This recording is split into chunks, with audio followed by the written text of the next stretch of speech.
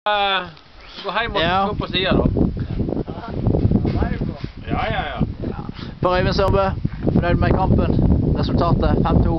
Meget bra. Solid kamp mot Skarvepols. Jeg gleder meg allerede til fredag. Ja, ny heimekamp. Ny heimekamp mot Veitastrand. Det blir toppkamp. Veitastrand har jo 3 seire, så nå blir det spennende å se hva disse her 2 trenerne finner på til fredag. Vi tåler ikke da 2 nye tvilsomme straffer da. Nei. Bjarten sin innsats i dag. Bjarte på godkjent. Eirik Endestad sin innsats. På godkjent. Okay. Dani, Brandsøy. Gledelig å ha superinnbytter fra Enkefjords svar på David Fairclough. Ja. Tror Dani starter neste kamp.